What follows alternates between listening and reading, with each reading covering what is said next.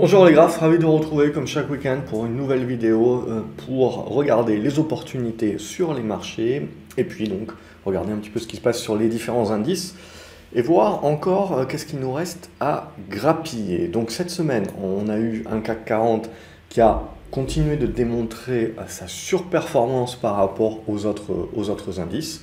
Et on le voit donc, merci au luxe, et sur le fait bien entendu que la Chine, je ferai certainement un papier là-dessus, mais la classe moyenne chinoise va devenir dans les 10 prochaines années tout à fait énorme, ce qui sera autant de dépenses.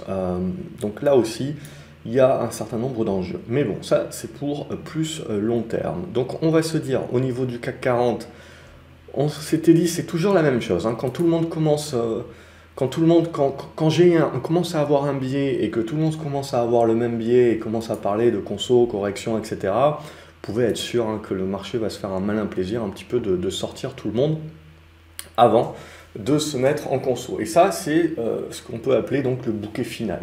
Et le bouquet final, il est vraisemblablement en train de se déporter actuellement, donc, et on a validé ça depuis hier, on a confirmé aujourd'hui avec la cassure des 6420, 6430. Donc ça, c'est le nouveau pivot de court terme. Si jamais on revient en dessous de ces 6420, 6430 points, à très court terme, on parlera donc à nouveau de petites faiblesses, etc. Mais sinon, pour en effet parler de consolidation, il faudra repasser sous les 6370 points et il faudra confirmer sous les 6350, 6300. Et ce n'est que sous cette zone des 6200, c'était 6220 je crois, dont on avait parlé, 6220, 6150, que là on commencera à parler correction. Et donc pour l'instant, le marché, sans faire de réelle pause intermédiaire, semble avoir envie d'aller chercher son bouquet final. Alors, bouquet final, où est-ce qu'il peut être? Vous avez les 6500 points, mais sinon, de plus en plus, les 6600, et j'irai même jusqu'aux 6666, évidemment. Mais donc voilà où on en est. Donc pour l'instant, l'idée, c'est pas de se donner réellement d'objectifs, c'est de se dire en gros, tant que je tiens ma zone 6370, 6420 points, 6430 points, à très court terme, on continue de suivre le mouvement en mode bouquet final. Ce mode bouquet final, si vous voulez, c'est si on avait des valeurs plus technologiques, plus spéculatives, etc., c'est l'exponentiel. Et quand on regarde, on va voir quelques valeurs du luxe, quand on regarde quelques valeurs de luxe, etc., voilà, on commence un petit peu à prendre la tangente. On voit, la pente commence vraiment à se pontifier. Donc ça, évidemment, sans pour autant remettre en cause la tendance de fond, à un moment donné ou à un autre, vous aurez un prorata, vous aurez une consolidation sous forme de balancier. Parce que vous aurez eu cette pontification, ce prorata pourra être de 5, 6, 7, 8%. Ça pourra paraître énorme, mais proportionnellement à la hausse que nous avions vécue juste avant, et ça sera proportionnel du prorata donc. Et pour autant, c'est ça qui amènera la volatilité sur le marché. Si vous suivez ces vidéos, on s'en parle un petit peu, c'est ça donc sur quoi il faut se préparer. Mais pour l'instant, le marché continue de repousser l'échéance. Et donc à ce stade-là, voilà, on était sur le qui-vive, on voit depuis quasiment tout le mois de mai finalement, on avait construit et finalement on sort par le haut. Donc voilà un petit peu l'intérêt que je trouve, c'est de bien valider la surperformance du CAC 40 actuellement, de bien faire en sorte de valider là aussi qu'on est en train de sortir par le haut en mode bouquet final, mais de bien comprendre également que si le piège doit se refermer, on ne l'anticipe pas, mais si le piège doit se refermer et qu'on doit devenir à nouveau plus prudent, c'est sous ces 6430, 6420, 6370. Mais on parle court terme. Si vous êtes moyen long terme, je veux dire, les niveaux d'inquiétude, entre guillemets, c'est pas avant, c'est pas avant, je dirais, 6003 à 6220. Et les 6150, mais je remonte à 6220, mon niveau moyen terme. Donc ça, c'est pour le CAC 40. Pour le Nasdaq, également, c'est toujours très propre. Alors, on continue de valider un triangle, un biseau ascendant. Alors, on va le tracer un petit peu mieux. Hop. Voilà. Donc ce qui s'est passé, c'est que cette semaine, on a pu se sortir, enfin la semaine dernière déjà, on avait pu se sortir de cet oblique ici, donc paf, on va l'enlever. Ça aussi, on va l'enlever, c'était la cassure d'un mini biseau ascendant. On a validé donc une oblique, alors on peut en avoir plusieurs en hypothèse de travail, mais celle que l'on va privilégier en tout cas sur du court terme, ça va être cette oblique avec un point d'impact, deux points d'impact, trois points d'impact. Donc du coup, on valide, je dirais, cette large zone 13002 à 13400 points comme étant la zone pivot support de court terme. On reste positif tant qu'on la tient. Et je mettrai même la zone ici des 13500, 13520 points comme mon pivot de court terme. Ce n'est qu'en repassant en dessous, et donc en repassant et en confirmant sous les 13004 et surtout sous les 13002, que là, le biais prudence que l'on avait ici se remet en marche. Là, le biais redevient positif et on continue de suivre le mouvement. On n'est pas à l'abri de revenir sur cette zone pour repartir d'un coup. Bref, on continue le zigzag. Et je vous avais dit, là, le marché, quand il est en train de construire, quand on reste dans une tendance haussière, mais qui est heurtée, c'est parce qu'on construit la figure qui va nous intéresser. Et c'est cette figure-là que l'on cassera par le haut pour, là, ça sera l'euphorie très certainement, ou que l'on casse par le bas, et là, c'est là où on retombe les pieds sur terre, et pour celles et ceux qui n'ont pas vu la vidéo ou qui doivent la revoir, je vous ai publié une vidéo, je crois mercredi, sur le scénario et l'hypothèse de travail, justement, sur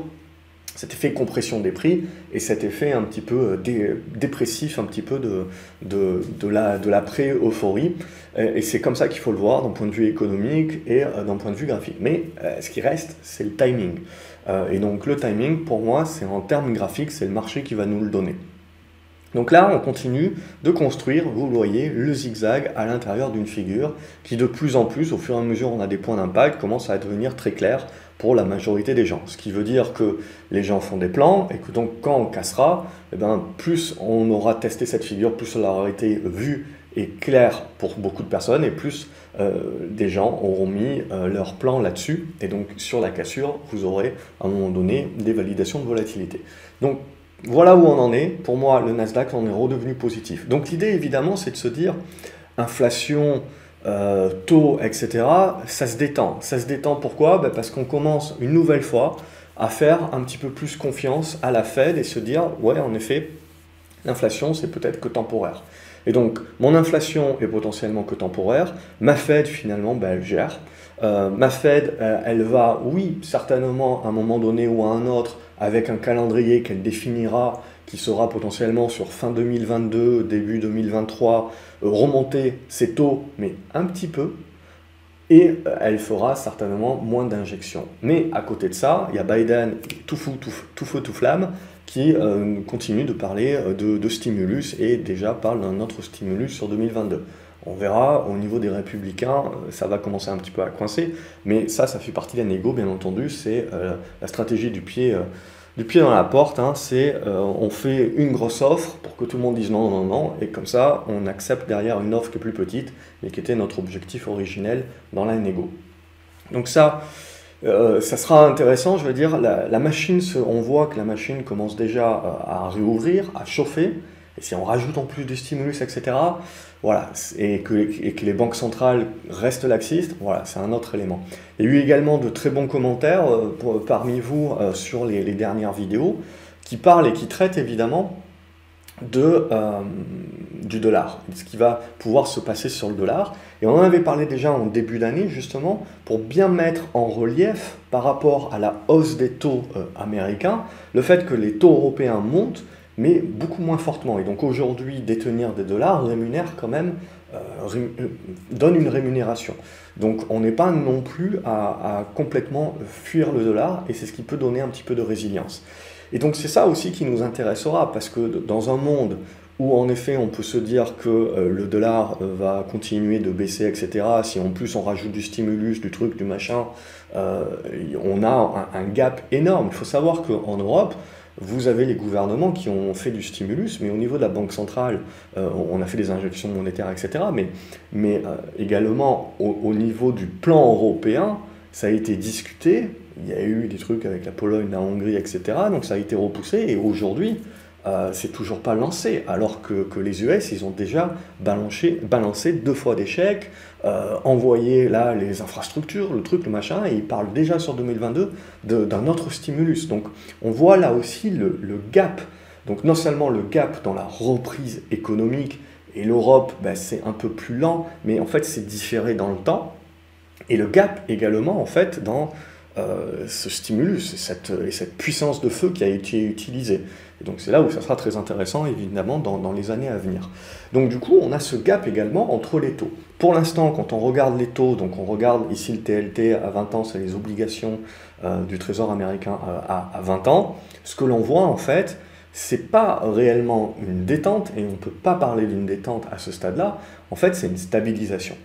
Et dans le marché, je vous l'explique souvent, on a peur quand on n'a pas de visibilité. Mais qu'à partir du moment justement où on n'a pas énormément de visibilité, mais on est dans le statu quo, en attendant d'avoir des stats, des trucs, des machins, pour pouvoir se dire la Fed a raison et oui, l'inflation va être que temporaire, ou non, on est en train de surchauffer, la machine surchauffe, la Fed va pas réagir suffisamment à temps, donc je privilégie éventuellement que je vais avoir une inflation beaucoup plus durable et surtout beaucoup plus forte qu'anticipée. À partir de ce moment-là, j'ai mes taux donc qui remontent par rapport à cette anticipation d'inflation. Et on repart pour un tour, évidemment, comme on avait parlé en février. Ça va rester pour l'instant le sujet numéro 1 d'inquiétude. Donc à ce stade-là, on l'a mis de côté, donc on est repassé en mode risk-on sur les marchés. Et on le voit notamment par le fait qu'après avoir fait bien monter les grosses caps, on l'a vu surtout cette semaine, il y avait déjà des bonnes configs qui commençaient à se mettre, etc. On avait pu en parler. Vraiment cette semaine, on a senti les volumes, les acheteurs revenir sur les petites caps, un peu plus de spéculation, etc. Et on a revu également sur les US, par exemple, les actions qui avaient fait le début de l'année, les Wall Street Bets, etc., qui sont revenus sur le devant de la scène. Donc là, ce qui va m'intéresser maintenant, c'est que pour réellement parler d'une détente, il va falloir casser par le haut cette figure. Et là, on aura une détente sur les taux. À partir du moment où on casse par le bas, c'est votre indication qu'il faut être un peu plus prudent, que le sujet de l'inflation continue de bouillir et que ça retombera à un moment donné ou un autre pour expliquer la baisse du truc, du machin. Donc on regarde ça et on voit, on arrive sur la fin de la figure là, donc ça va se décider. Mais ce qu'il faut bien comprendre, voilà, c'est en gros sur le mois de juin, on a beaucoup de choses où on est vraiment dans des configurations de congestion. Et on va retrouver ces figures de congestion, on va en retrouver une sur le pétrole, où on reste dans cette figure de congestion à ce stade-là, et on est en train de retester la résistance, passera pas, c'est la question. Si ça passe, je pense qu'on peut aller chercher 73-75 $, ce qui devrait aider les valeurs pétrolières, et ce qui devrait donc aider les indices plus value, et donc notamment le Dow Jones d'un côté, mais également le CAC 40. Ce que je trouve très intéressant également, c'est que au niveau de l'écologie, ça commence à taper sur les grosses pétrolières qui commencent à avoir des objectifs justement pour réduire leur production, pour aller faire de la croissance externe, pour faire un petit peu de la transition énergétique. Mais tout ça, en fait, quand on parle réduction de production, il faut bien se dire qu'il y a deux mondes à un moment donné. On avait fait des vidéos il y a déjà une bonne année sur ça, où on sait déjà que parce qu'on a eu des désinvestissements, on a une offre qui ne sera pas capable de rivaliser avec la demande structurelle de pétrole dans les années à venir. Et donc on a ce déficit-là. Et si en plus, au niveau des pétrolières, je ne dis pas que c'est bien ou que c'est mal, mais je dis si en plus, justement, on commence à avoir au sein même des dirigeants, des comités de direction de ces grosses pétrolières-là, des volontés justement de réduire beaucoup plus drastiquement la production, ben on va se retrouver avec ce gap. Hein. Il y aura ce gap. Alors à court terme, c'est toujours pareil, le Moyen-Orient a toujours les moyens éventuellement, et puis avec l'Iran on sait, de mettre plus de pétrole sur le marché. On sait que l'OPEP également peut à un moment donné remonter l'offre. Mais ça, je veux dire, le gap qu'il y a de capacité de pouvoir remonter un petit peu l'offre pour faire face un petit peu à la demande, aujourd'hui on sait qu'on fait face à de la pénurie, à des goulots d'étranglement qui sont liés vraiment à cette réouverture, donc c'est quelque chose qu'on peut interpréter comme temporaire. Et c'est là justement où il va bien falloir faire la différence entre les mouvements qu'on peut avoir à court terme sur le pétrole, où l'offre est capable de rivaliser encore avec la demande, ou on aura un contre-coup, dans quelques mois, on aura un contre-coup éventuel, justement, une fois la réouverture passée, une fois que vous avez les pics de charge qui seront passés, de revenir un petit peu à la normale, quelque part. Mais je ne sais pas, structurellement, dans 2 ans, 3 ans, 4 ans, c'est l'idée qu'on va dans un monde où la transition énergétique, ça ne se fait pas d'un coup de baguette magique comme ça, et on a besoin d'hydrocarbures pour produire de la transition énergétique, et on est en train, on le voit, de mettre beaucoup de pression sur cette production-là. Donc, on a comme je vous dis, cet ajustement qui peut se faire par rapport aux prix du pétrole. Donc on le verra, évidemment, c'est loin d'être aussi simple. Il y a beaucoup de choses qu'il faut prendre en ligne de compte. Mais voilà un petit peu où on en est et bien comprendre voilà, ce qui peut impacter à court terme, mais sans changer éventuellement la vision long terme. Ça, je vous le répète souvent, mais c'est très important parce que très souvent, vous allez voir des mouvements à court terme et vous allez vous dire, bah, c'est pas possible, je me suis planté, etc. Machin. Et c'est bien comprendre qu'à l'intérieur d'une vision long terme, le chemin, il n'est pas rectiligne, il n'est pas en ligne droite, il est sinusoïdal. Et donc, vous avez des mouvements à chaque fois intermédiaires qui sont liés pour des raisons X ou Y. Les États-Unis s'entendent à nouveau bien avec l'Iran, le programme nucléaire, le truc, le machin, ok, c'est bon, on ne vous met plus l'embargo, vous avez le droit de remettre un petit peu de pétrole sur le marché mondial. Très bien. Donc, ce genre de choses-là. Donc voilà un petit peu où on en est. Au niveau du pétrole, donc toujours la tendance haussière, toujours la figure. On tente éventuellement de breaker par le haut, ce qui donnerait un petit peu plus de fuel au marché value, notamment cyclique, etc. Donc si on arrive à breaker ici. Sinon, à contrario, même chose, on parlera de la pause éventuellement à partir du moment où on cassera par le bas, ici cette zone des 64 $. Tant que vous êtes ici à l'intérieur, bah, on reste dans la congestion intermédiaire de construction. Et ensuite, donc, l'euro-dollar va beaucoup nous intéresser aussi, puisqu'on voit que ça bataille énormément. On a eu une très forte réaction ici sur la moyenne mobile 20, ce qui prouve quand même que voilà, on est bien dans cette tendance à l'achat, mais on a quand même une réaction. Donc, on le voit, le dollar qui se déprécie, mais là, tout de suite, on a une réaction. Là, hop, on valide un petit support intermédiaire. Donc, du coup, celui-là, je vais l'enlever.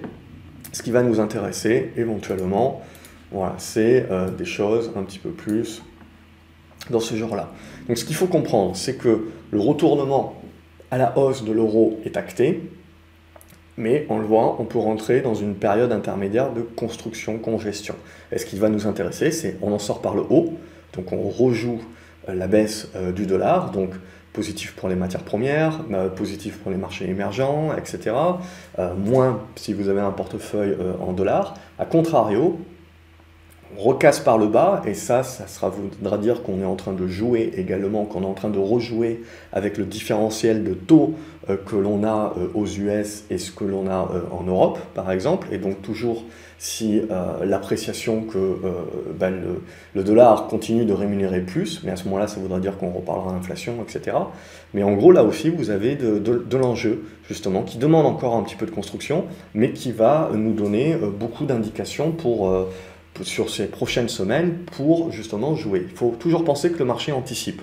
Donc je veux dire, ce qu'on est en train de vivre là avec la réouverture économique, les statistiques économiques et les résultats des entreprises qui sortiront et que l'on aura en septembre sur le deuxième trimestre, etc., le marché il a déjà intégré, il a déjà anticipé. Donc il fera de l'ajustement éventuel, mais lui, le marché là, il est éventuellement en train de penser déjà à, ok, c'est quoi la situation à fin d'année ? Est-ce que je suis toujours dans mes goulots d'étranglement inflationniste, pénurie, etc. et je n'arrive pas à m'en sortir? Ou est-ce que le marché a réussi à s'équilibrer et donc à partir de ce moment-là, je rentre dans un monde où j'ai eu un goulot d'étranglement, donc un pic de demande ici.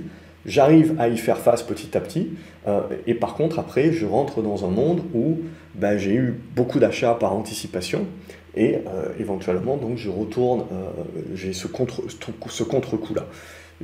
Dans le détail, vous pouvez voir la vidéo que j'ai publiée mercredi, j'essaierai de vous mettre un lien dans les commentaires en attaché. Et donc du coup, ce qui va nous intéresser si le sujet de l'inflation est à nouveau sur la table, etc., c'est donc l'or.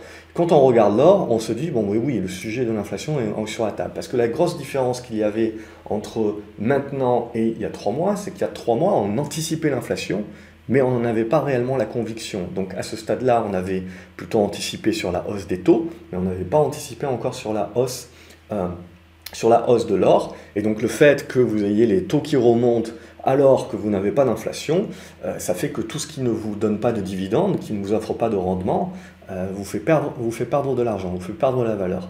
À partir du moment où vous avez une inflation qui n'est plus anticipée mais avérée, c'est là où l'or retrouve un petit peu de son edge. Et ce qui va nous intéresser, donc maintenant on le voit, on a eu un bon rallye ici qui permet de valider le retournement à la hausse sur l'or. Ce qui va nous intéresser, c'est qu'on peut toujours avoir de la consolidation, mais plus cette consolidation va rester haute, et donc pour moi, ne pas descendre en dessous des 1850 $, plus je vais partir du principe que le mouvement de retournement est fort.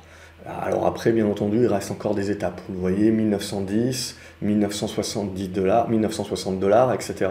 Voilà, ça c'est des grosses étapes avant de pouvoir en effet acter justement ce retournement vers les plus hauts. Mais ça, ce qui va surtout m'intéresser là, c'est comment on va consolider. Est-ce qu'on consolide fort et on retrace une bonne partie du mouvement, ou est-ce qu'on consolide petit? Et plus on consolide petit, plus on retrace peu, plus ça veut dire que le mouvement est quand même bien puissant, plus ça veut dire que si on est en train actuellement là de temporiser sur l'inflation, le marché anticipe quand même une protection en se remettant sur l'or, et donc ça veut dire que sur les prochains mois, ça reste quand même un sujet à regarder, et ça reste le gros sujet qui peut donner de la volatilité sur les marchés.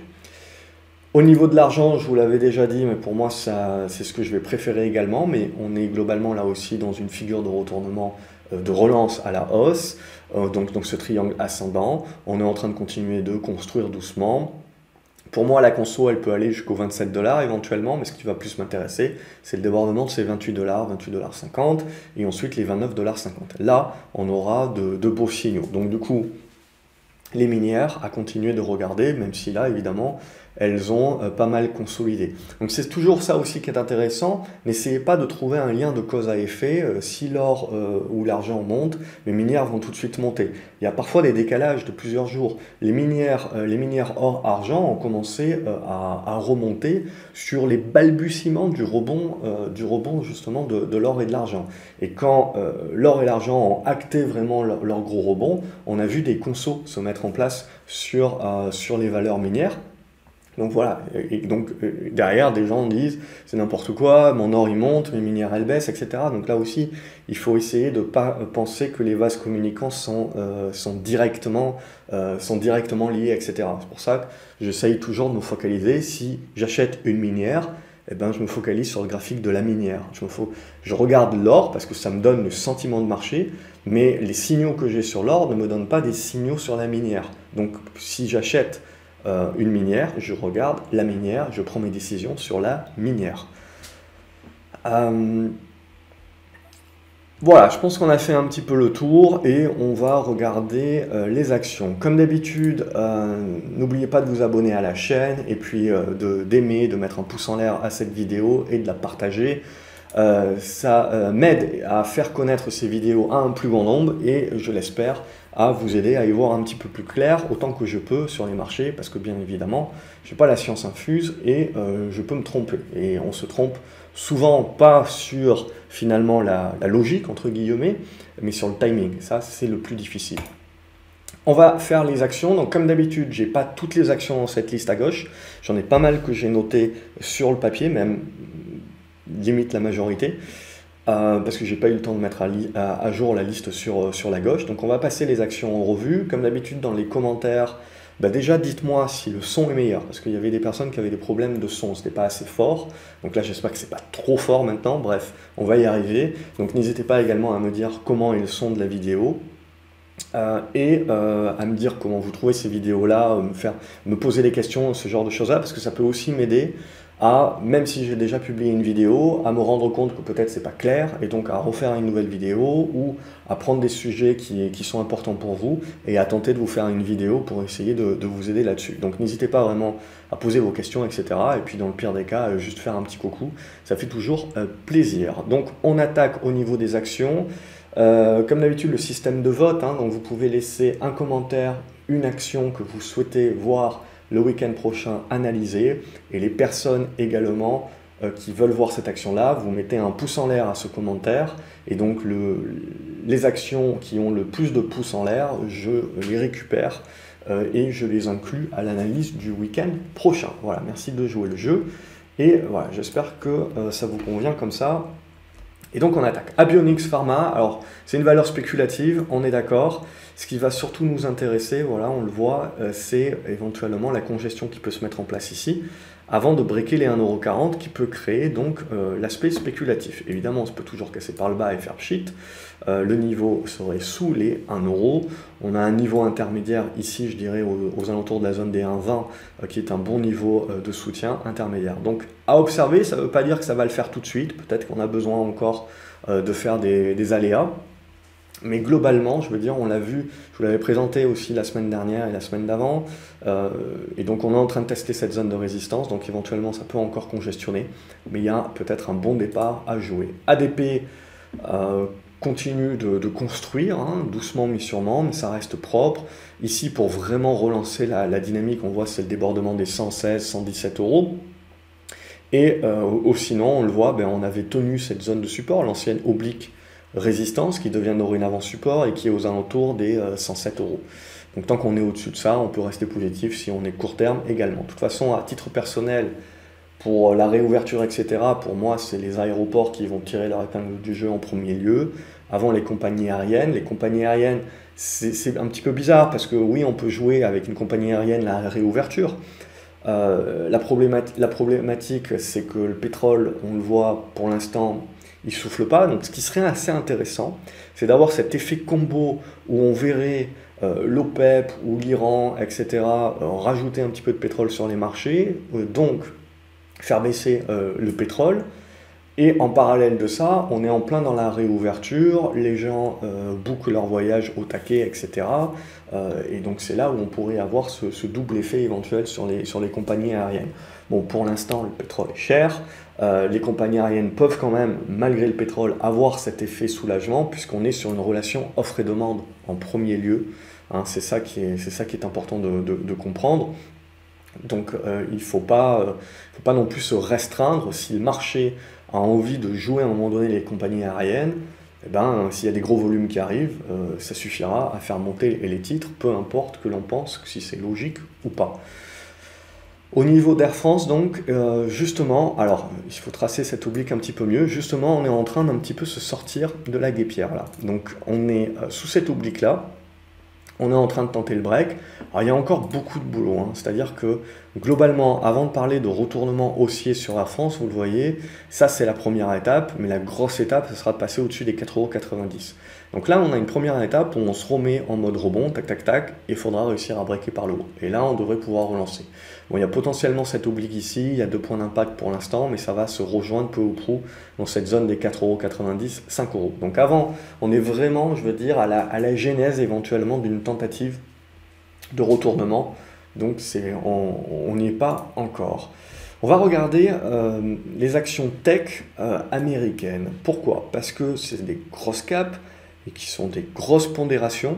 Et je pars du principe qu'il faut toujours faire attention à l'illusion des indices. Et donc ce qu'on va regarder, alors vous avez Facebook, etc., qui sont dans les meilleures configurations. Mais là, ce qui m'intéresse, c'est 2 poids lourds quand même, Amazon et Apple. Et on va voir que Amazon et Apple, elles sont à peu près dans les mêmes configurations, c'est-à-dire des ranges. Et on le voit, alors c'est des ranges qui sont larges. On le voit, 2 900 $, 3 500 $. Donc ce qui nous intéresse ici, c'est que ça peut durer. Et donc si on a des grosses pondérations comme ça, qui globalement, on le voit, ont des structures où on n'a pas grand-chose à attendre en termes de pure tendance, à moyen et long terme, c'est des niveaux de blocage pour l'indice également. Alors Nasdaq continue de bien se comporter parce qu'il y a d'autres actions, etc. Il n'y a pas que Amazon et Apple, mais Amazon et Apple, voilà, je m'en sers comme indicateur également de sentiment de marché. Donc là, ce qui nous intéresse, c'est qu'on arrive au bout. Et donc, on retombe sur nos pattes sur pas mal d'autres éléments aussi qui nous disent, voilà, le mois de juin, quand même, il va y avoir des choses assez intéressantes à valider, à confirmer. Et ça va nous donner des indications un petit peu, très certainement, sur comment entrevoir tout du moins l'été. Et ensuite, on avisera. Mais globalement, pour Amazon, on voit si le marché veut vraiment aller chercher son bouquet final, etc., il va falloir réussir à casser par le haut. Ce qui permettra de relancer les acheteurs et d'aller chercher les 3004 et éventuellement les plus hauts. Là, ce que l'on sent pour l'instant, c'est que ça pagaille, hein. Donc du coup, c'est un petit peu mou, et c'est la petite faiblesse. Donc d'un point de vue, quand on regarde les indices, c'est acheteur. Je vous ai donné les niveaux éventuellement en dessous desquels on redevient prudent, mais c'est acheteur. Mais quand je regarde un paquet de valeurs individuellement et que je regarde un peu plus des grosses caps, etc., c'est là, si vous voulez, où il faut... ça ne vous indique pas qu'il ne faut pas suivre les signaux d'achat, ça vous indique qu'il faut peut-être rester prudent dans son exposition et donc la taille de ses positions, et donc ne pas se surexposer non plus sur le marché. Ou alors être très réactif, hein, et donc être surtout sur des grosses caps, être dans la capacité de suivre pleinement et donc d'être réactif si jamais ça commence à partir au sud. Mais bon, pour la plupart d'entre vous, vous n'êtes pas forcément réactif, vous avez une vie, un travail, un truc, un machin, et donc si le marché commence à dégueuler très rapidement en 2-3 jours, pour X raisons, peu importe, bah, vous réveillez un petit peu le fait accompli. Donc là, le but, voilà, c'est juste de se dire à un moment donné, est-ce que je suis dans un marché où j'ai quelques bémols qui me disent, est-ce que mon ratio gain-risque est encore à mon avantage? Est-ce que finalement, pour aller grappiller quelques pourcents supplémentaires, je ne suis pas en train de prendre un risque qui est plus grand que ces pourcentages supplémentaires de grappillage? Et ça, voilà, c'est à chacun de le définir. Moi, vous avez mon biais, vous avez mon esprit de prudence actuellement, mais parce que, voilà, j'ai certainement un biais psychologique aussi qui est lié à de là où je viens. Qu'est-ce qui a été réalisé sur l'année en cours, l'année d'avant, et donc à un moment donné aussi, voilà, des performances où on rentre dans quelque chose qui devient plus difficile à gérer, ou en tout cas il faut un temps d'adaptation, etc. Et donc pendant ce temps d'adaptation, l'idée, voilà, c'est que j'évite de m'exciter, donc j'évite de me surexposer non plus. Ou alors, je prends de la couverture, etc., même si c'est de l'anticipation. Et à ce moment-là, la couverture, c'est quoi? C'est comme une assurance. Et l'assurance, ben, c'est comme l'assurance de votre voiture, hein, ça vous coûte de l'argent. Et donc, en effet, tant que les marchés sont haussiers, etc., il n'y a pas de raison de jouer la baisse. Par contre, en fonction de votre profil, vous pouvez ressentir le besoin d'avoir une couverture, même si cette couverture finit par vous coûter de l'argent, bien entendu, mais au moins, s'il doit se passer quelque chose, vous avez le temps de vous retourner. Donc ça, c'est propre à chacun. J'ai fait des vidéos également spécifiques sur le sujet. C'est vraiment spécifiquement sur les profils, spécifiquement à combien on a en bourse par rapport à notre patrimoine, etc. Bref, il y a tout un tas de pondérables pour vraiment savoir si ça nous convient ou si ça ne nous convient pas. Évidemment, le cash, hein, pour la majorité d'entre vous, avoir des liquidités, avoir du cash, c'est aussi une très bonne couverture. Et donc, éventuellement, si vous ne le sentez pas, si vous avez du mal, etc., avec le marché actuel, et que vous avez ces petites alarmes qui commencent à clignoter de partout, eh ben, éventuellement, continuez à suivre les signaux. C'est important, je pense, de continuer à suivre les signaux, de ne pas se bloquer, parce qu'il n'y a rien de plus frustrant que de se bloquer, de ne pas suivre un signal qu'on a vu, et puis de voir l'action décoller, évidemment. Mais on suit les signaux, mais éventuellement on suit ces signaux-là avec une part de son portefeuille plus faible, ou alors on réduit la taille de position qu'on prend d'habitude, ou alors on décide de rentrer en plusieurs fois. Ou alors vous avez un peu plus de temps et vous marquez un petit peu plus à la culotte vos actions et vous rapprochez peut-être vos stops suivant votre profil, etc.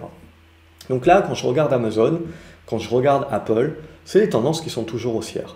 Mais c'est des tendances qui commencent, voilà, on le voit, à devenir un petit peu rectiligne, en range, et donc où il n'y a pas grand-chose à en attendre tant qu'on ne sort pas d'un côté ou de l'autre. Du gros côté, d'un gros côté de l'autre. Ce qui nous intéresse après, à plus court terme, on voit, c'est qu'on a des plus petits côtés. Donc là, si on recasse par le haut, on reviendra positif, et ça veut dire qu'on favorise un petit peu le bouquet final. Donc je reste quand même prudent à titre personnel à moyen terme, mais aujourd'hui, il faut dire ce qui est, il n'y a pas de signal pur et dur, en effet, de consolidation ou de correction. On est sur de l'anticipation de dire, bon, c'est le moment où je continue d'être acheteur, je ne suis pas vendeur à découvert, etc. Mais c'est le moment où je joue un petit peu plus en défensif et donc en protection.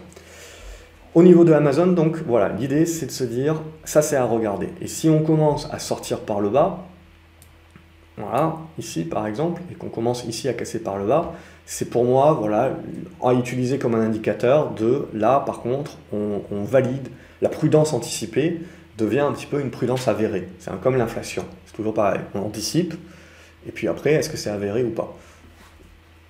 Sur Amazon, c'est la même idée. Sur Apple, c'est tellement pareil que j'ai confondu les deux. On a par contre là une petite congestion supplémentaire, on voit en triangle symétrique, mais ça va être globalement la même idée.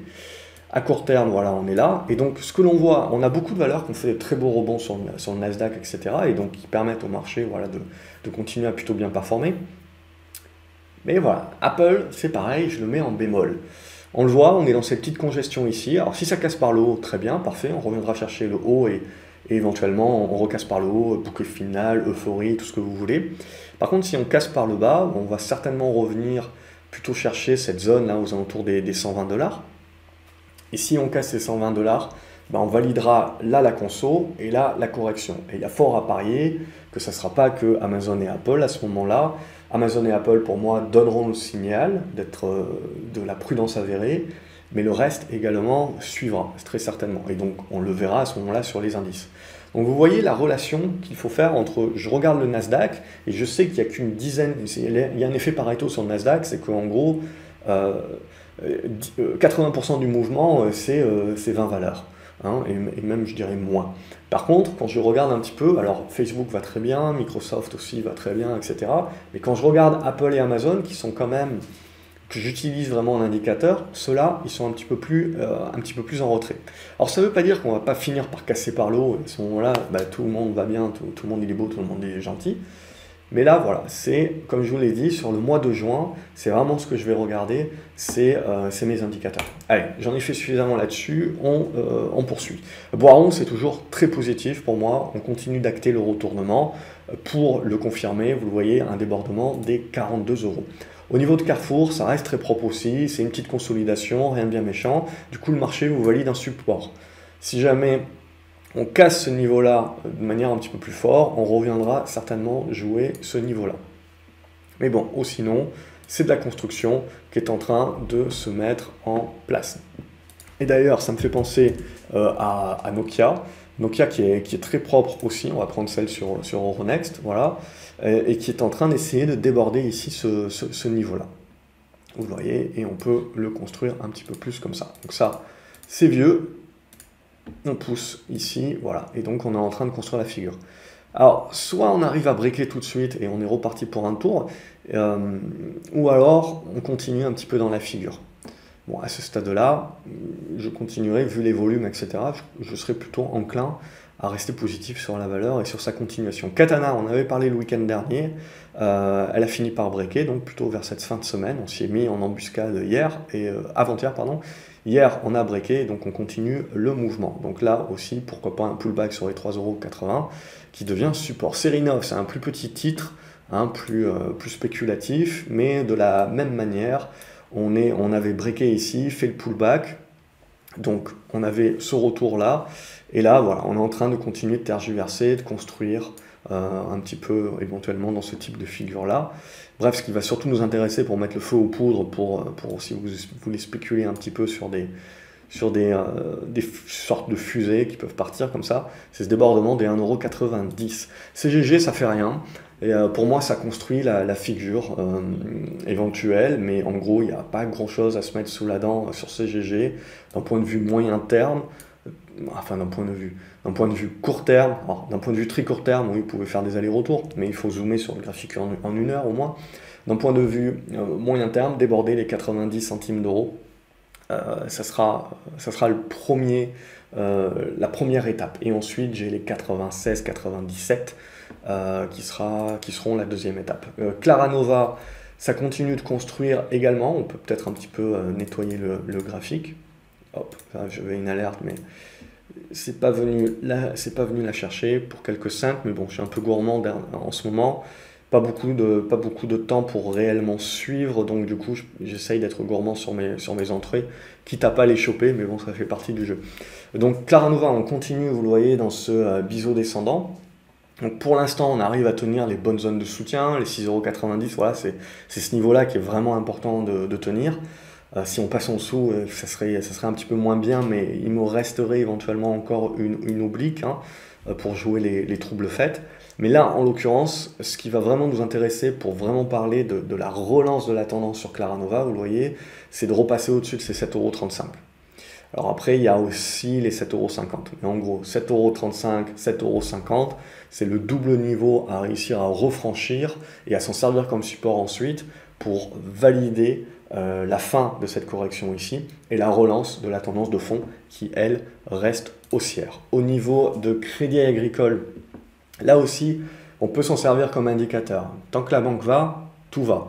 Donc à ce stade-là, vous le voyez, cette semaine, on a eu une petite consolidation, puis on a rebondi sur cette fin de semaine, ce qui a aidé le CAC 40. Donc on avait le luxe, pendant toute la semaine, le luxe a tenu en fait le marché, pendant que d'autres plus petites valeurs moins pondérées consolidaient. Et là, maintenant, on a, vous voyez, c'est pas des rotations, mais globalement, un petit peu dans ces rebonds-là, ça aide l'ensemble du marché. Et donc au niveau du Crédit Agricole, on voit on est revenu sur cette zone ancienne de résistance qui donc se valide bien en support. Donc ça c'est votre niveau pivot, c'est-à-dire qu'en gros tout va bien tant qu'on tient les 11,80 €. À partir du moment où on va parler de mise en place de consolidation, voire de correction, donc sur Crédit Agricole, très certainement sur les bancaires, et il faudra certainement y voir aussi quelque chose sur le CAC 40, c'est donc le jour où on repasse sous ces 11,80 € qui vous servent de signal. Danone, là aussi, il faut mettre à jour un petit peu tous les graphiques. Il y a eu la distribution de dividendes, donc ça m'a mis un petit peu les obliques en vrac, mais voilà, l'idée, c'est, on le voit, on avait fait la poussée, on est en train de faire le pullback, on est revenu sur une zone de soutien, voilà, entre les 58 et les 57 €. Pour moi, c'est pas méchant, ça ne remet pas en cause pour l'instant la dynamique qui reste positive. C'est une conso. Sur Engie aussi, je partirai du principe que c'est une conso. Là aussi, il y a eu dividende, donc on met à jour. Donc pour moi, j'ai un niveau que je trouve pertinent qui est plutôt aux alentours des 12 €. Il y a un niveau intermédiaire qui est ici, donc on verra si on fait de la mèche ou pas. Mais voilà, en gros, sur une zone large entre les 12 € et 12,20 €, c'est une zone que je considère comme support, au-dessus de laquelle je reste positif sur la dynamique d'Engie. Au niveau de Eramet, donc on est venu chercher le niveau des 56 € dont on avait parlé, on est en train de nourrir un rebond, et là ça va nous intéresser. Est-ce que ce rebond est dans la capacité de revenir au-dessus des 60, 61 €, 62 même, pour relancer la dynamique? Si on bloque ici, qu'on revient sur les 56, qu'on pète les 56, la réponse sera non. Et donc, il faudra entrevoir une reprise de souffle un petit peu plus forte. Ça voudra dire également que tout ce qui est métaux, tout ce qui est matériel de base, etc., donc acier et compagnie, ArcelorMittal, tout ce que vous voulez, éventuellement rentrera aussi dans une reprise de souffle, dans une consolidation au prorata. Et là, tout le monde va lever les boucliers, parce que en gros, toutes les vidéos que vous voyez de tous les experts depuis 1 ou 2 semaines, c'est comment vous protéger de l'inflation. Ah oui, ben c'est bien beau, sauf que ça fait 6 mois, 9 mois même que le marché, il anticipe ça et qu'il est déjà sur ça. Donc c'est toujours la même chose, c'est que quand ça commence à gonfler, quand tout le monde commence à en parler, c'est pouvez être certain que ça fait consensus. Et donc tout le monde commence à croire à l'histoire. Sauf que la bourse, c'est pas. Alors, on peut gagner de l'argent évidemment en suivant le consensus, etc. Mais il faut être réactif parce qu'en règle générale, ça ne dure pas très longtemps. Ça ne veut pas dire que tout va se casser la figure. Ça veut dire qu'à l'intérieur d'une vision long terme, vous pouvez avoir des mouvements intermédiaires et notamment cette correction intermédiaire. Et donc c'est là en règle générale, quand l'histoire fait consensus et que tout le monde commence à croire à l'or, à l'argent, à la hausse du cuivre, etc., vous pouvez être sûr que déjà l'essentiel de la hausse est déjà fait.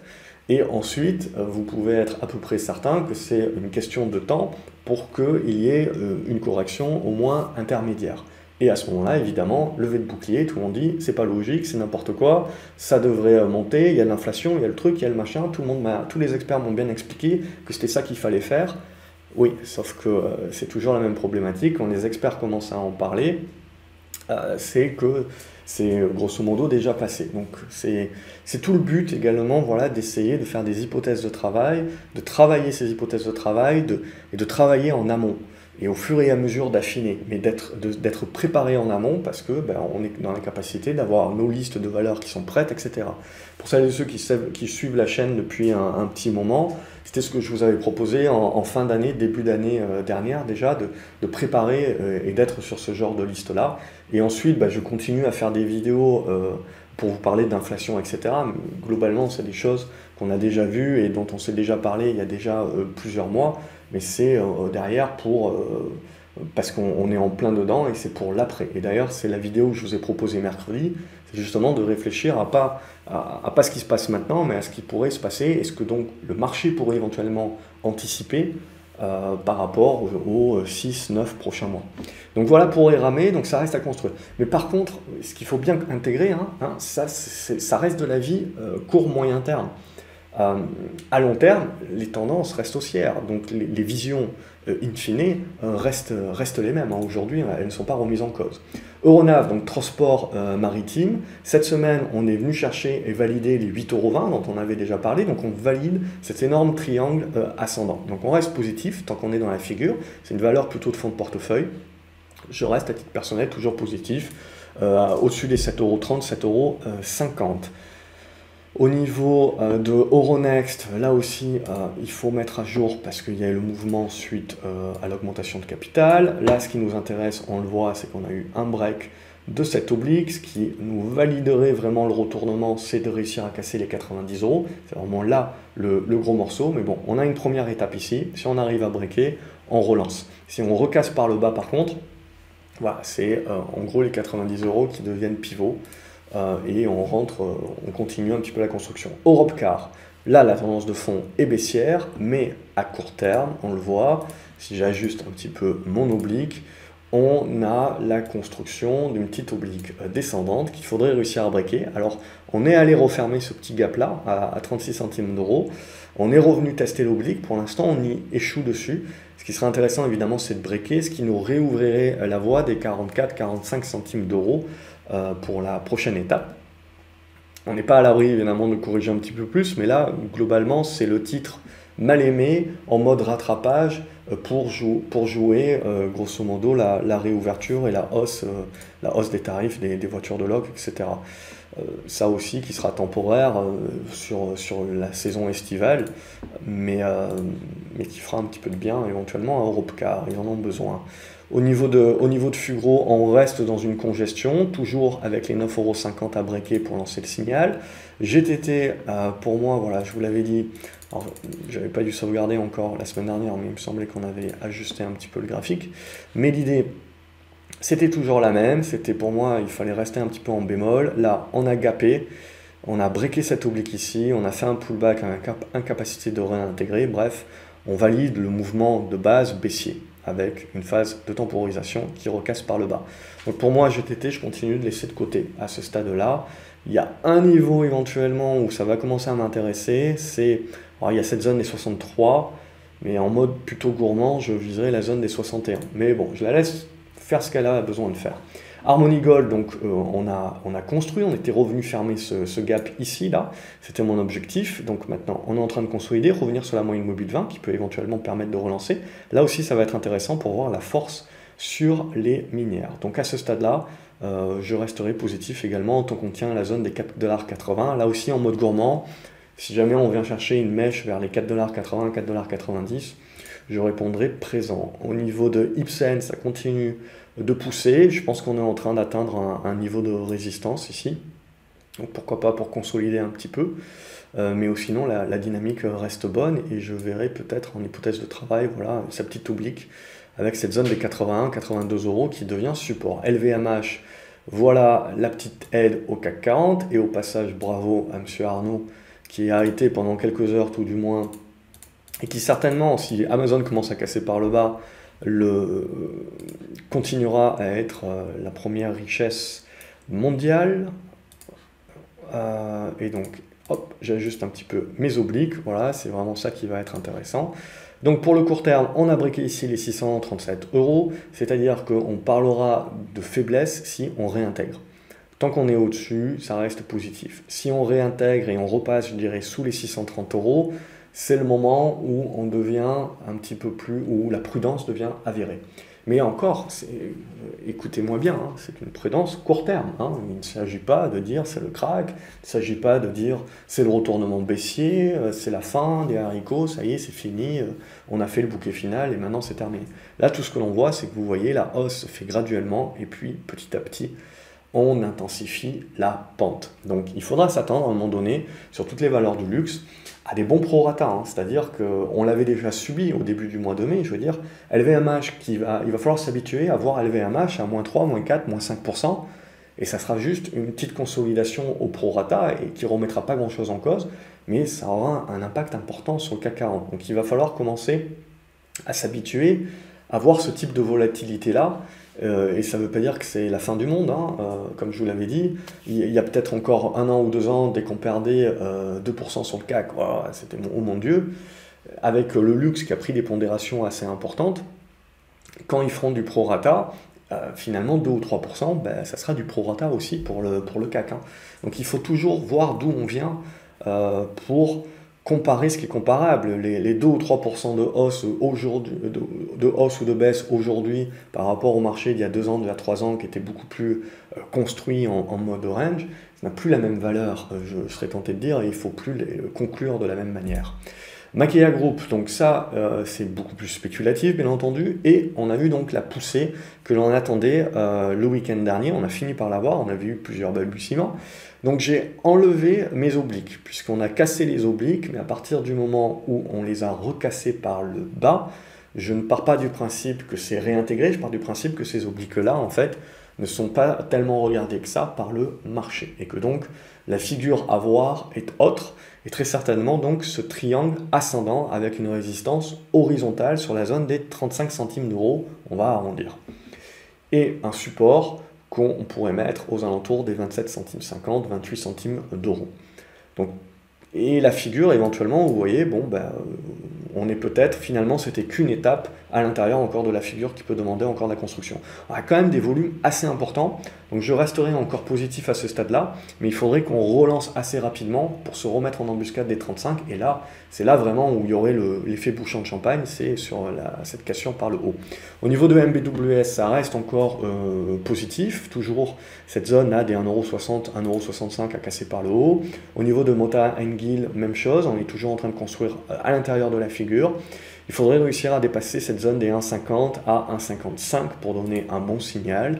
Nanobiotics, alors là, on a un bon signal sur Nanobiotics. Ici, vous voyez, on a réussi à s'extirper de cet oblique-là et surtout, on est en train de tenter de casser l'horizontale. Donc ça, il faudra confirmer la semaine prochaine, mais sinon, on a un bon retournement qui est en train de s'acter. Navia, pour moi, c'est toujours la même chose. Ça reste faible, mais ça lâche pas à ce stade-là. Mais quand on est dans cette zone-là, le risque est plus que ça lâche que ça remonte. Hein.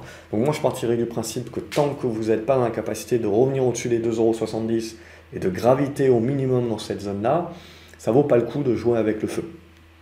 Après, voilà, donc il va falloir que rapidement le titre se réveille et aille chercher au-dessus des 2,70 €, sinon c'est un petit peu compliqué. Nicox également, c'est en train de travailler, toujours pas grand-chose. Hein. Il y a eu des volumes aujourd'hui, donc ce qui serait bien, c'est de voir la semaine prochaine. On le voit, hein, c'est pas mal revenu sur des biotech, c'est pas mal revenu sur les petites caps, etc. Donc ça bouge quand même un petit peu. Ce qui serait intéressant, c'est de déborder, vous voyez, cette zone des 4,30 €. Et là, vraiment, on aurait éventuellement le retournement. Nokia, on en a parlé. Novacite également, il y a eu un bon rebond là, sur la fin de séance, mais il va falloir le confirmer. Et pour le confirmer, on le voit, ce rebond, je dirais, ça serait bien en termes de TP, en gros, de jouer les 4,40 €, 4,50 €.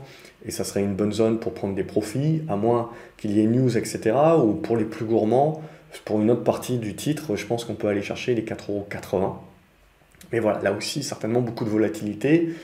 et beaucoup de boulot, c'est-à-dire que même si on va chercher 4,80 €, ouais, ça fait 12-13% de hausse encore, donc c'est pas négligeable, mais pour autant, on ne remet pas en cause la dynamique, hein. Mais ça serait plutôt déjà pas mal, au moins pour casser l'hémorragie. Ça serait déjà bien. Euh, Orange, on continue d'être dans la figure, faut un petit peu l'ajuster, mais globalement c'est la même figure, ici vous voyez, dans ce triangle ascendant, et donc il faudrait réussir à casser par le haut pour avoir la dynamique. Poxel également, on a eu de la dynamique sur cette dernière journée de la semaine, on a une très bonne clôture, donc c'est peut-être la bonne, on a des bons volumes hein, qui sont là, donc c'est plutôt très positif, il va falloir réussir à confirmer en cassant cette oblique ici. Alors après, il y a un autre niveau là sur les 7,20 €, mais globalement, voilà, cette zone là, 7,10, 7,20, c'est la prochaine étape. Il y avait une première étape sur les 6,97, on y est, et donc là, le gros morceau, je dirais 7,10, 7,20, et là, on va commencer voilà, à parler un petit peu d'un vrai retournement haussier sur Poxel, avec ces 7,90 € en objectif, et cette news qu'on attend hein, du Japon qui devrait pas tarder hein, dans les prochaines semaines, et on peut penser que le marché anticipe. Quantum Genomics, graphiquement parlant, quand on regarde le journalier, c'est pas terrible, mais éventuellement, il y en aura certains qui verront d'une manière un petit peu alambiquée une épaule, tête et épaule ici inversée. Dans tous les cas, ce qui va nous intéresser, c'est la cassure, ici vous le voyez, de cette oblique par le haut, qui devrait nous renvoyer plus ou moins dans cette zone des 4,30 € et qui sera le gros morceau moyen terme pour activer un retournement beaucoup plus durable sur Quantum et se sortir un petit peu de cette léthargie, de cette configuration qui n'est pas terrible. Si on n'y arrive pas et que vous recassez ici les 3,60 par le bas, bon ben on est reparti pour un tour et rester un petit moment encore dans une congestion un petit peu basse. On a une tentative de quelque chose sur Renault, mais pour l'instant ça passe pas. Je serais tenté voilà, de dire cette zone des 35 € qu'il faut réussir à recasser par le haut pour vraiment valider la relance. Ruby, à contrario, est en train de se mettre dans un petit quelque chose, mais là aussi ça manque la confirmation. Donc réussir à casser par le haut pour se remettre dans des bonnes dispositions. Safran comme Airbus, alors je ne vais pas montrer Airbus, mais il y a eu un très beau break sur Airbus. Évidemment, voilà, les avions, c'est pas fini. Hein. Et donc, hop, Safran également qui en a profité pour se remettre en embuscade de sa figure en triangle ascendant. Donc, à briquer par le haut pour confirmer tout ça. Au niveau d'Airbus, donc voilà, vous retrouve la figure ici. Alors, il y avait cette oblique là. Le marché n'en a pas voulu. Après, à titre personnel, je ne voyais pas grand-chose de plus, mais le marché a surtout tenu cette ancienne oblique ici. Mais globalement, ce qui est le plus important, voilà, c'est de s'être remis en embuscade ici, et puis derrière le gap, et qui break ici directement la résistance. Donc, en mode relance. Et puis les volumes, hein, clairement. Donc, très positif là-dessus. Éventuellement sur pullback, ça va intéresser. Qu'est-ce qu'on a d'autre? Sanofi, petit blocage sur Sanofi, petite conso, rien de bien méchant, hein. Je continue à mettre le support aux alentours des 84 €, ça peut se mettre à construire. Technicolor continue son mouvement, hein. 3,50 € sont atteints, je pense que c'était l'objectif qu'on s'était donné la semaine dernière. Là aussi les volumes sont importants, alors vous allez retrouver ce type de volumes-là qui sont arrivés hier sur la fin de séance. On retrouve la même chose sur pas mal de valeurs américaines aussi, et globalement sur beaucoup de valeurs. Donc ce pic de volume qui s'est passé très rapidement sur la fin de séance. L'idée ici, c'est que c'est Damien du site membre de l'Académie, justement, qui a mis le doigt dessus, et je pense clairement que c'est ça. C'est en gros l'ajustement des différentes pondérations au sein des différents indices et trackers.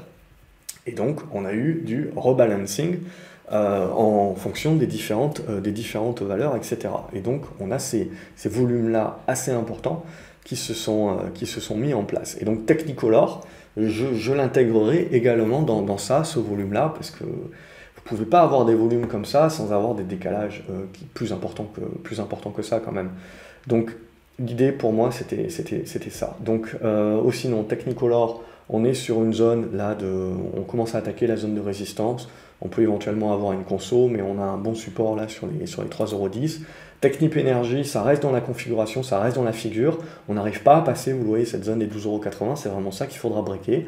Mais on a une bonne zone de soutien aux alentours des 12, voire des 11,80. Donc ça reste positif.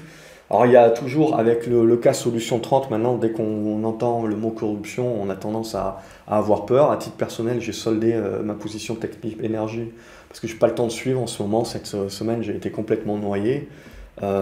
Et donc il y a beaucoup, et je me suis fait un petit peu balader sur pas mal de titres, etc. Et il y a beaucoup de titres que j'ai pas pu suivre correctement ou que j'ai pas pris parce que je savais que j'allais pas pouvoir les marquer à la culotte et qu'ils étaient volatiles. Donc clairement, voilà, je joue pas, je suis très défensif en ce moment, donc je joue pas avec le feu, quitte à revenir plus tard. Terra Nexus, là aussi, on commence à arriver un petit peu au bout du partenariat qui devrait commencer à arriver.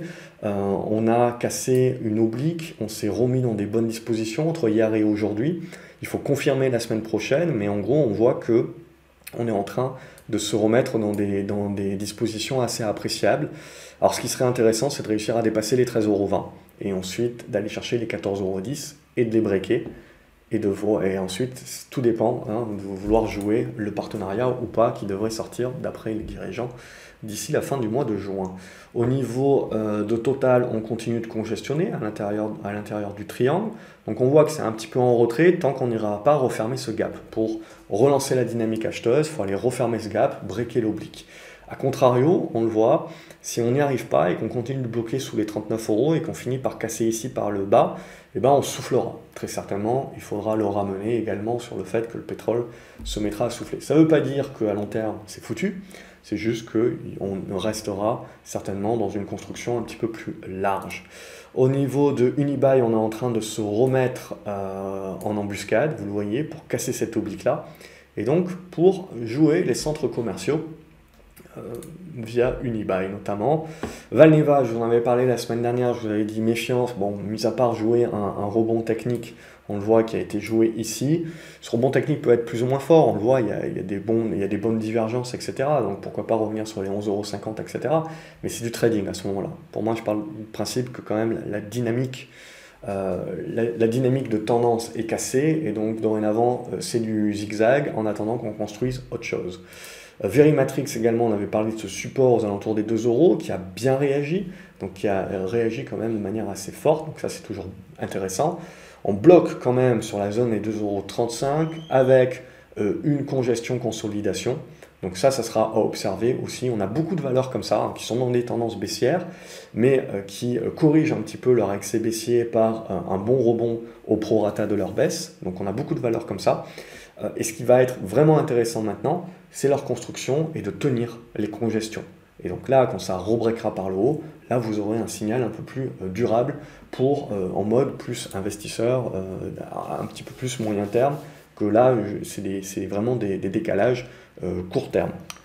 On va regarder quelques autres actions qui ne sont pas forcément proposées via les commentaires, etc. Mais je n'ai pas eu le temps de les rajouter dans la liste. Vous avez SES, éventuellement, on le voit, avec deux très belles séances. Là aussi, je pars du principe que vous le voyez, c'est les ajustements au niveau des trackers, très certainement. Et là, ce que l'on voit, c'est une bonne remontada, et on revient sur la zone des 6,90 à casser. Si on arrive à breaker ça, on valide éventuellement le retournement donc sur SES. Donc, à identifier là-dessus. Vous avez en titre très spéculatif Avenir Télécom, mais c'est vraiment très spéculatif. Ça se finance par OCA, etc. Donc vous faites diluer en permanence. Donc c'est vraiment pour du très court terme. Inat Pharma, qui est en train de revenir sur quasiment des plus bas, donc pas très loin de la trésorerie. Bon, globalement, là aussi, il n'y a pas grand-chose à anticiper, si ce n'est à un moment donné du rebond technique. Mais là, l'idée, c'est juste de la garder à l'œil pour se dire, à un moment donné ou à un autre, quand elle va réagir, voir ensuite la construction, pour là prendre la décision, éventuellement, de revenir sur le dossier. Ou sinon, par pure anticipation sur les niveaux actuels, mais ça reste une tendance baissière, non moins de risque, bien entendu. Donc c'est là où c'est la difficulté. Sinon, vous avez pas mal de petits dossiers on sent que ça recommence un petit peu à intéresser. Vous avez Dolphin, là aussi, c'est une tendance baissière, Mais à court terme, vous voyez, on est en train de construire une congestion. On n'est pas à l'abri de la casser par le bas et d'aller chercher les 1 euro, bien entendu. Mais pour l'instant, on construit là-dedans. Donc, à l'intérieur, ça sert trop à rien d'anticiper. Par contre, si on arrive à se remettre en embuscade là des 1,30 €, briqué par le haut, vous pouvez avoir une réaction de rebond pour aller chercher la zone des 1,50 par exemple.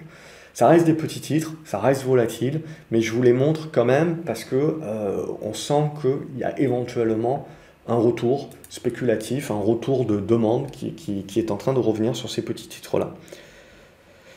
Galapagos également, c'est une tendance baissière indéniable, mais à court terme, on est en train de revenir, on le voit, tester cette oblique descendante.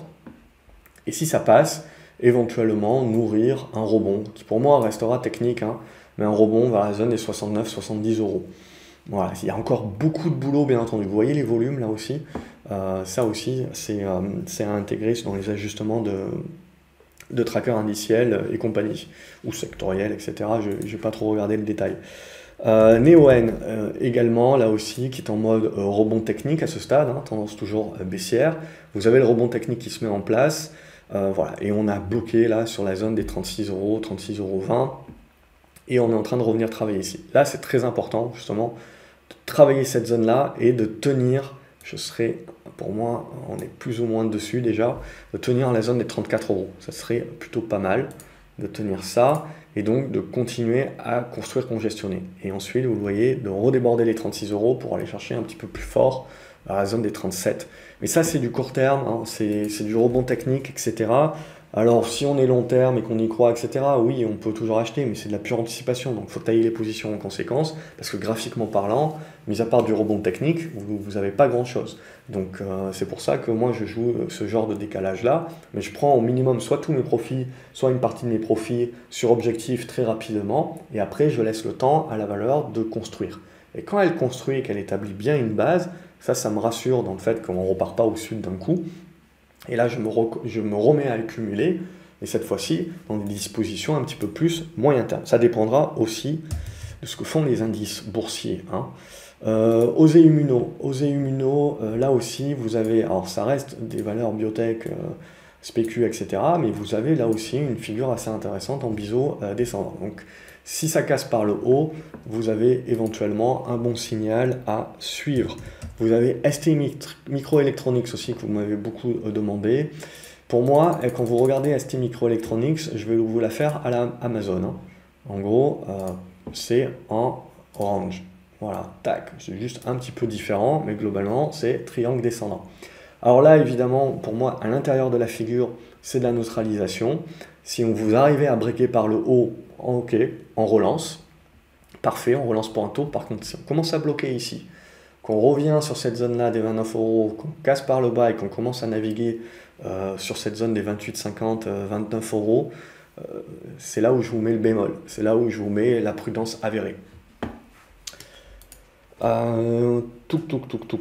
Crossject aussi, alors c'est des valeurs, c'est des petites valeurs spécu, mais voilà, il y a des trucs éventuellement, un petit peu tout le monde regarde ces vidéos, donc je vous propose un petit peu tout, éventuellement à boire et à manger, certains diront, mais globalement, il y a éventuellement des petites spéculations qui peuvent se mettre en place, là on le voit, sur débordement, les 2,70 €, aller chercher les 2,90 € éventuellement.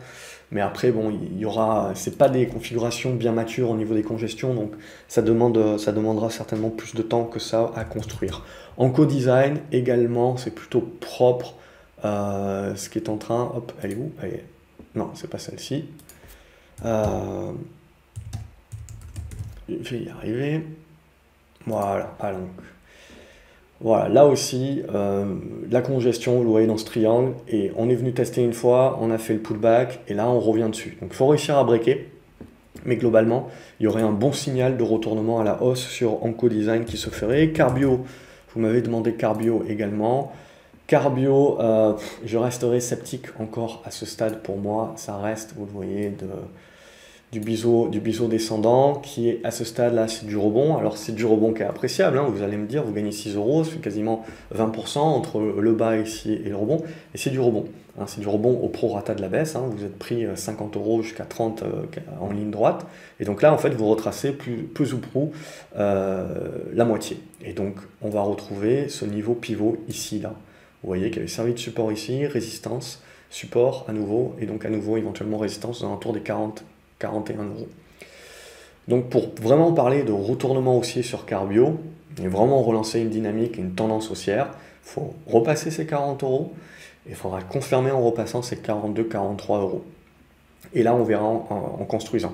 Sinon là à ce stade c'est du rebond technique, la probabilité reste que, bon peut-être il reste encore un petit peu de marge, mais la probabilité à un moment donné, si vous ne tenez pas ces 37 euros, 36 euros même, c'est de revenir continuer à naviguer dans cette figure en biseau descendant.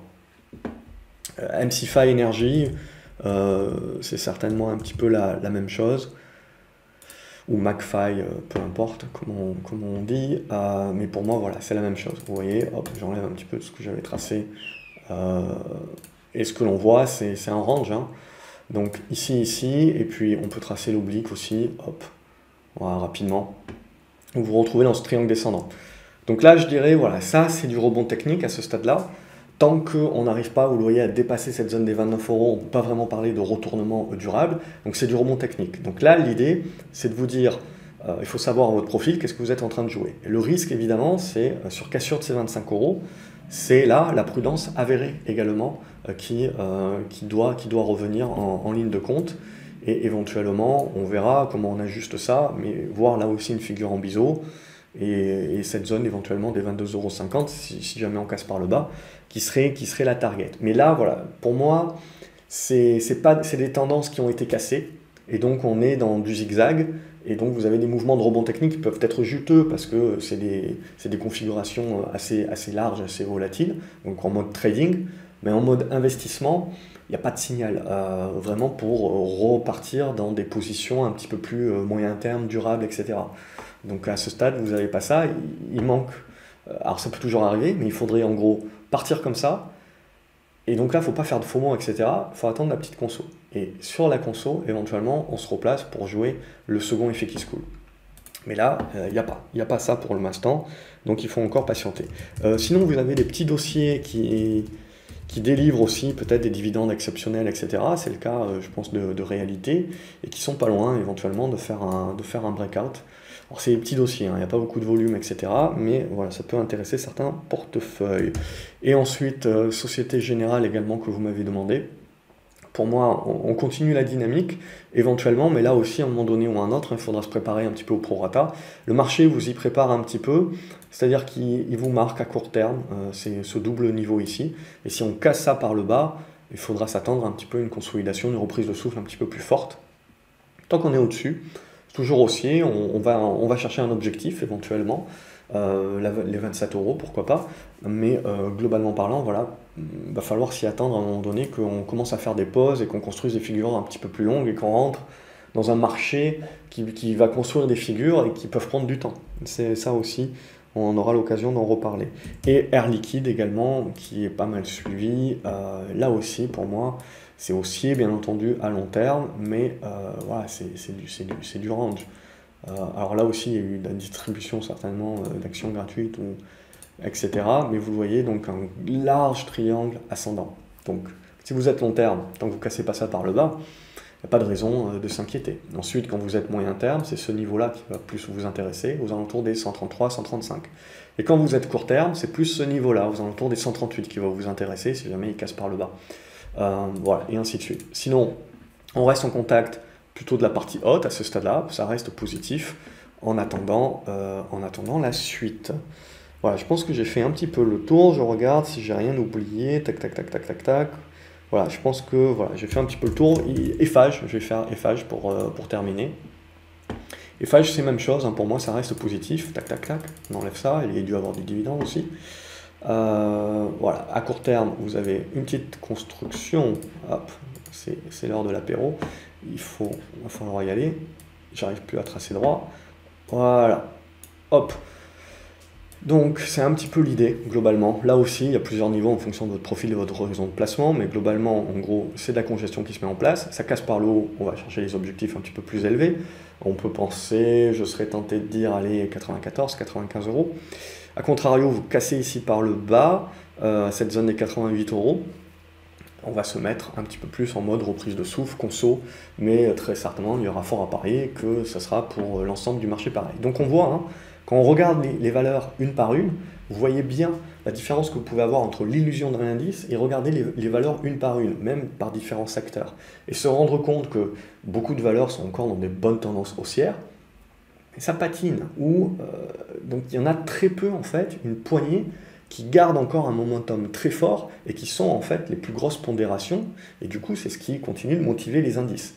Mais quand on regarde l'ensemble, le plus large ensemble des valeurs, là ça patine un petit peu plus. Un dernier mot sur Solution 30 évidemment. Alors Solution 30, j'ai fait un aller-retour moi cette semaine dessus, mais après l'environnement a fait que malheureusement, faute de pouvoir suivre, j'ai pas voulu tenter. Après coup, il n'y avait pas besoin de suivre grand-chose, ça a été rectiligne, bien entendu, donc bravo à vous si vous l'avez tenté. C'était un bon coup de trade. Et sur Solution 30, qu'est-ce qu'on a? Qu'est-ce qu'on a sur le dossier? Bon, qu'est-ce qu'on a vu? Lundi, bien évidemment, tous les fonds, comme je vous l'avais dit, vendent, se sortent, parce qu'ils ne peuvent plus justifier cette position-là. Et si on conserve cette position-là et qu'il y a des problèmes sur les comptes, etc., je veux dire, vous n'avez plus de justification. Donc vous perdez des clients, vous perdez votre crédibilité, et le gérant, évidemment, qui fait ça, perd éventuellement son poste. Donc ça, pour moi, voilà, ça c'est réglé.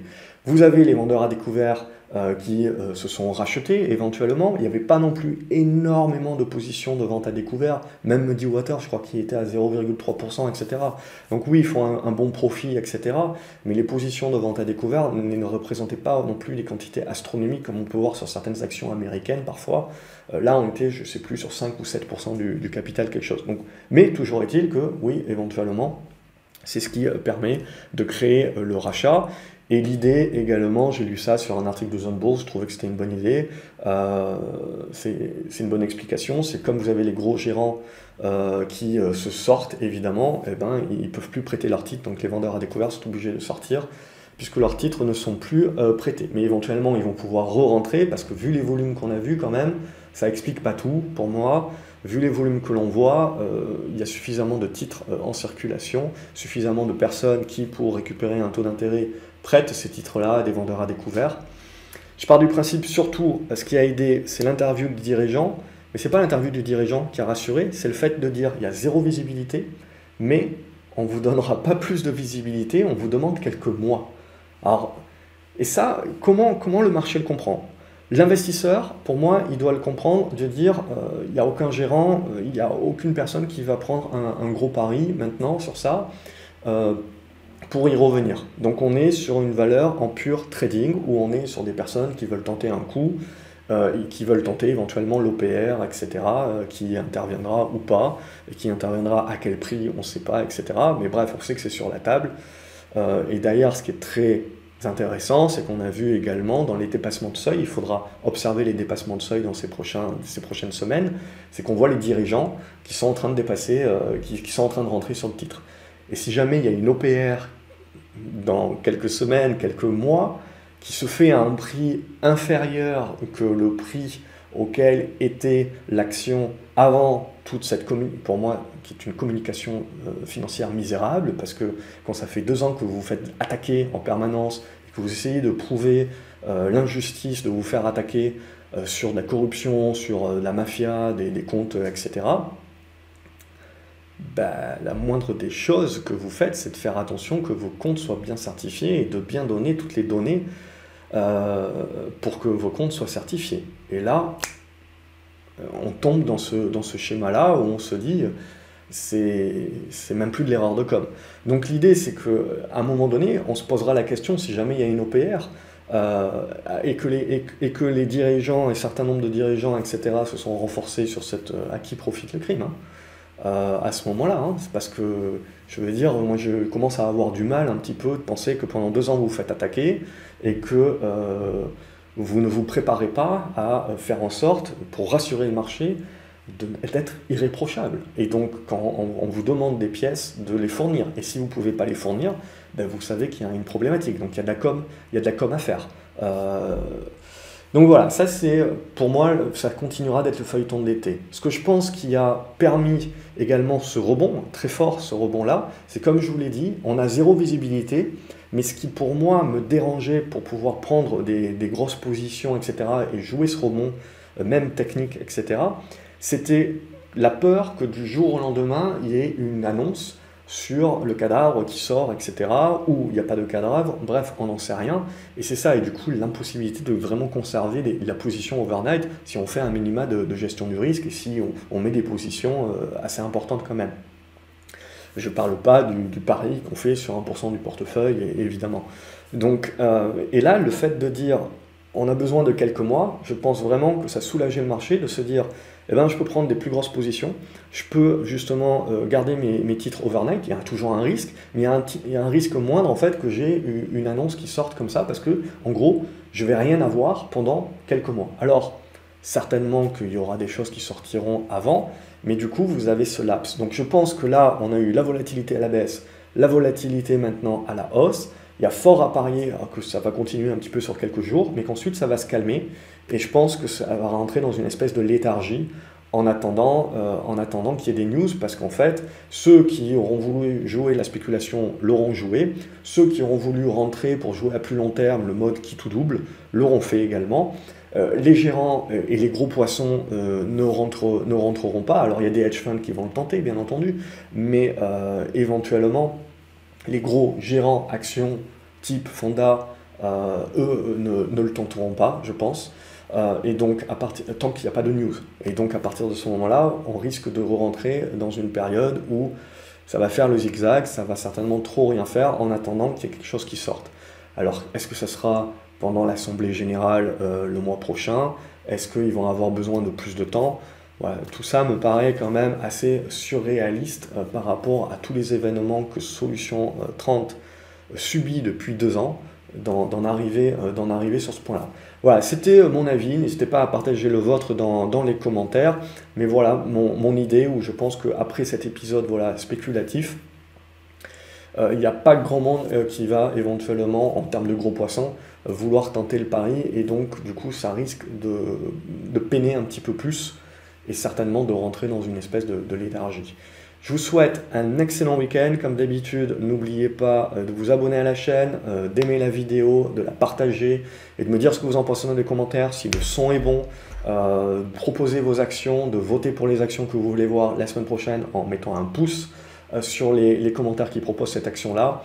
Et tout simplement, voilà, me faire un coucou sur les commentaires, de me poser vos questions, parce que ça m'aide, même si je ne vous réponds pas dans le détail, etc., ça m'aide quand même, à un moment donné ou à un autre, de vous faire une vidéo un peu plus dans le détail. Une nouvelle fois, un excellent week-end à vous les graphes, et on se retrouve lundi. Les US sont fermés, mais l'Europe est ouverte, donc on se retrouve lundi sur graphcobourse.fr pour faire le point sur ce qui se passera sur les marchés ce jour-là. Bon week-end et à lundi. Salut les graphes.